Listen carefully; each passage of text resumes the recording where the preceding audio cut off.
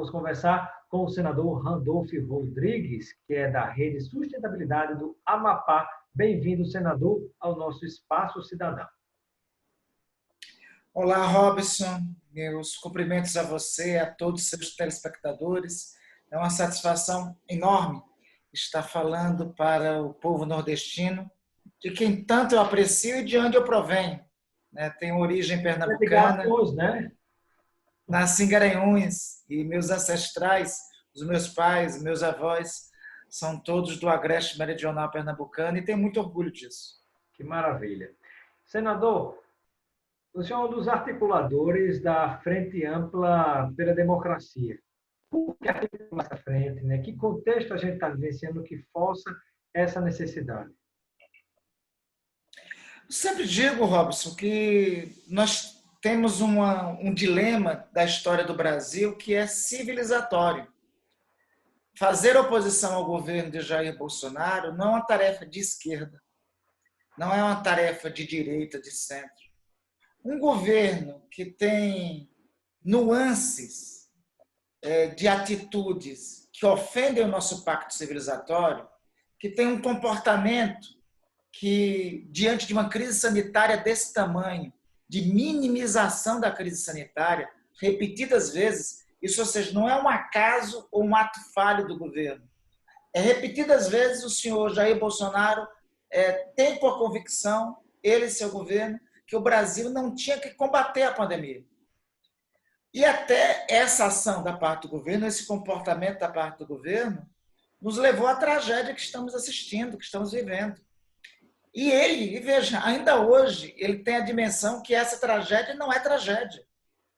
A números de hoje, nós estamos com mais de 55 mil brasileiros mortos. 55 mil famílias brasileiras foram despedaçadas. Ainda hoje, aqui no Amapá, nós tivemos que nos despedir de um querido amigo de todos os amapaenses, que é o ex-senador, ex-prefeito de Macapá, João Bosco Papaléu Paz.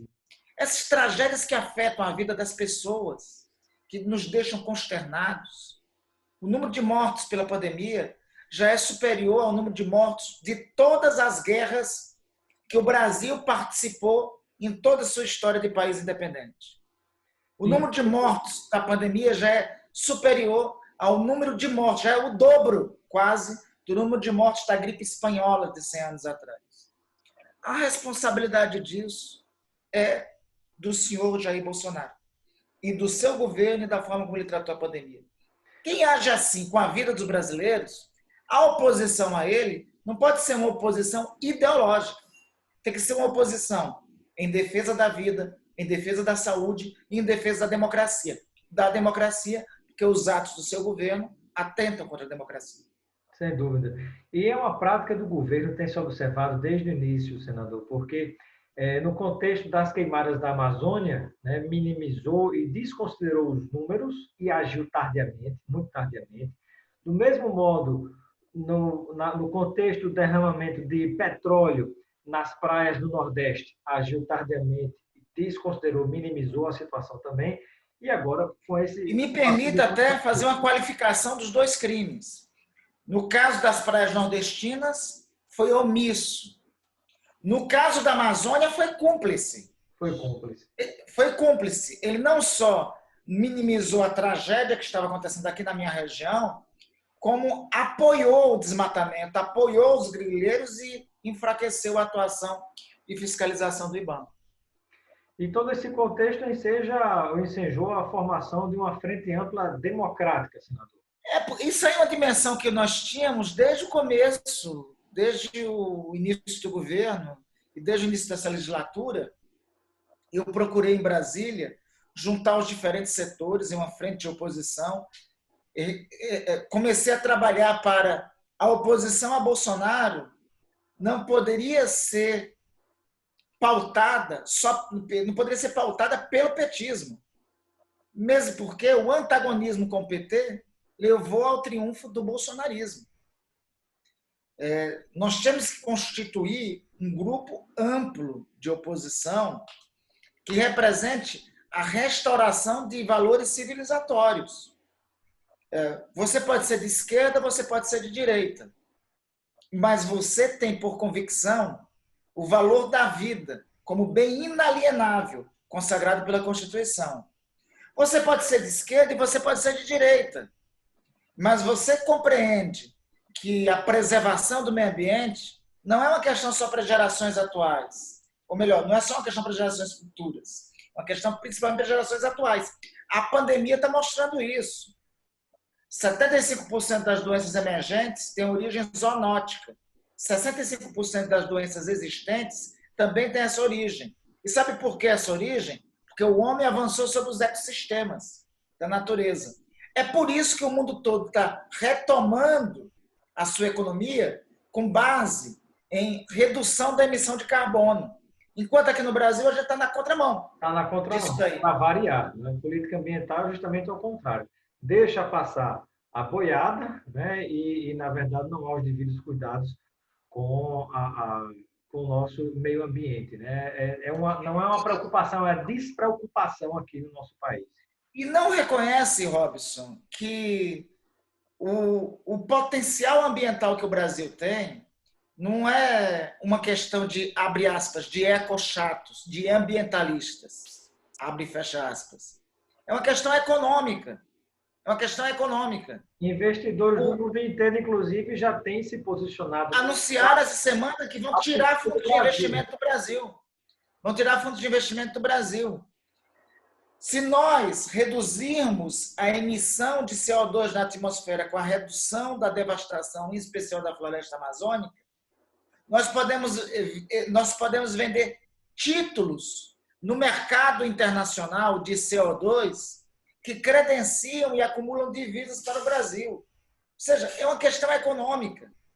O governo fica se sustentando num discurso ideologizado, sem se atentar e sem se atualizar para o século XXI, e sem compreender que a floresta em pé é sobretudo, uma commodity para trazer riqueza para as comunidades locais. Aí o governo incentiva um discurso pré-histórico, predatório, que é incompatível com o século XXI. Fica na contramão da humanidade. Tem sido isso na questão ambiental, tem sido isso na política internacional do governo. Robson, veja, o governo estabeleceu uma política internacional, não foi unilateral com os Estados Unidos. Se fosse só isso, já feriria, inclusive, o artigo 4º da Constituição da República, que diz que a nossa política internacional deve ser pautada pelo multilateralismo. Ou seja, relação com todos os países, né? Com todos. Se fosse só isso, já estaria errado. Mas é pior. Até para querer ser submisso ao exterior, tem que ser um pouco competente.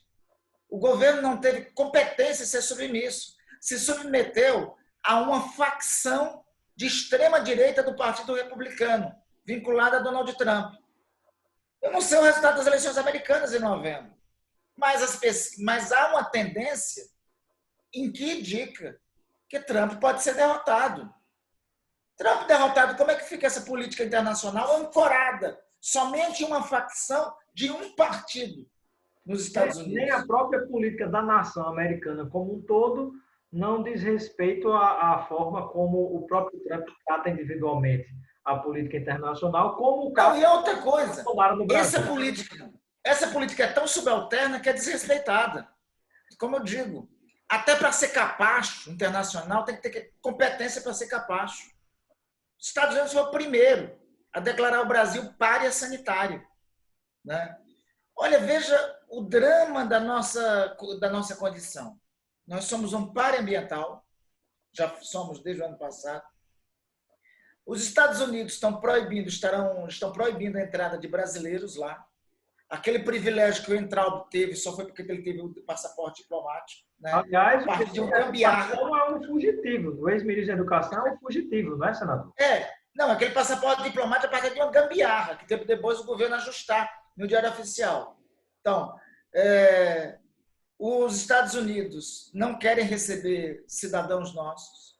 A Europa, agora no dia 2 de julho, vai impedir a chegada de cidadãos brasileiros. Daqui a pouco é a Ásia. A situação vejatória nossa vai chegar ao ponto dos nossos vizinhos latino-americanos fecharem a fronteira para nós. Olha o ponto do vexame internacional. Tudo isso por quê? Porque a política do governo brasileiro não foi tida como eficiente no combate à pandemia. E nós temos uma situação dramática do ponto de vista sanitário. Mais de 1 milhão de contaminados, 1.200.000 a números de ontem, mais quase 55 mil a números de ontem de brasileiros mortos.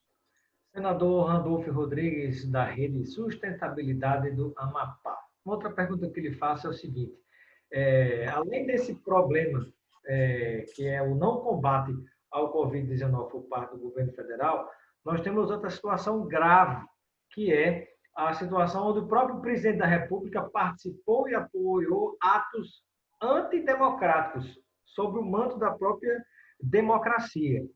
E atos onde haviam pessoas que defendiam fechamento do Congresso, do Supremo, intervenção militar e por aí vai.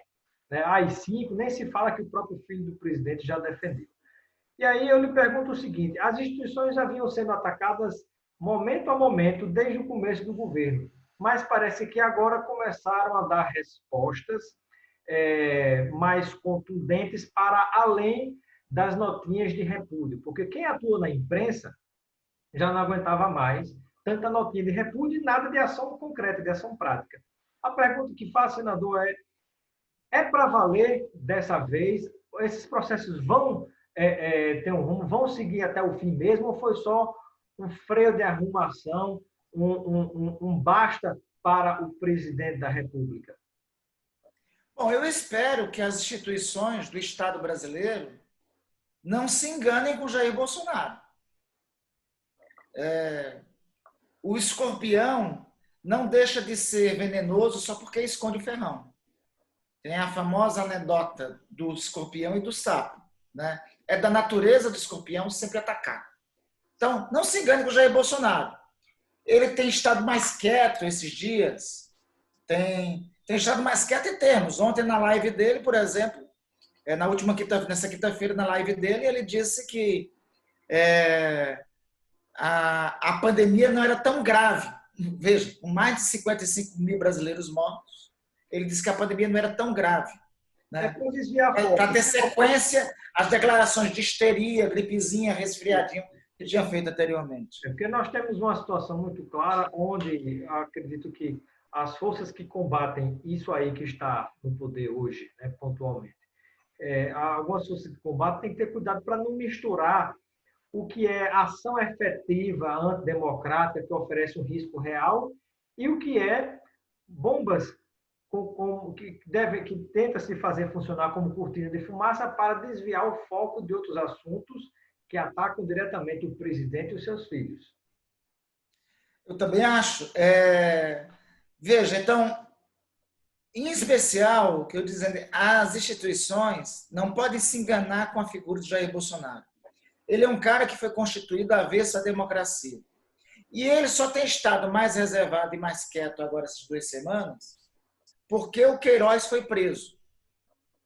Somente por isso. Aliás, se teve um favor que o Queiroz fez à nação brasileira, foi ter deixado o Bolsonaro quieto por 2 semanas. Ele não foi mais para o cercadinho do Palácio da Alvorada, ele diminuiu as agressões às instituições, ele diminuiu até as agressões no combate à pandemia.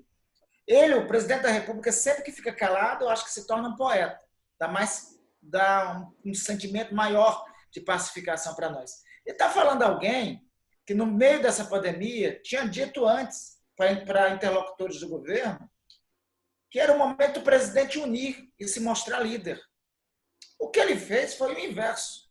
Criou confusão, criou convulsão, atacou quem defendia isolamento, sabotou o isolamento social em nosso país, espalhou fake news, inventando remédio. Os aliados deles, ele próprio, mandou seus aliados invadirem hospitais. Os aliados deles, uma deputada federal, fez uma declaração em um programa de televisão que em Manaus, veja o grau de crueldade, que em Manaus não estavam sendo sepultados corpos, os caixões estavam vazios. Isso levou famílias inteiras a querer abrir caixões. Olha o grau de insanidade, de desumano. perversidade que tem tido no padrão de comportamento. Então, eu sou daqueles que penso com muita convicção que as instituições não devem se inibir, as instituições têm que continuar avançando nas investigações. O senhor Jair Bolsonaro não tem nada de honesto. Ele integra um dos grupos quadrilheiros mais corruptos e do pior tipo de corrupção. Da corrupção que retroalimenta dinheiro público para alimentar milícias. Para alimentar milícias no Rio de Janeiro. É o pior tipo de corrupção, porque aí é formação dupla de quadrilha. Quero agradecer a participação do senador Randolfo Rodrigues, da Rede Sustentabilidade do Nosso Espaço Cidadão. Seja sempre bem-vindo, senador. Eu que agradeço, Robson. Uma satisfação enorme falar com você e falar para o meu querido Nordeste.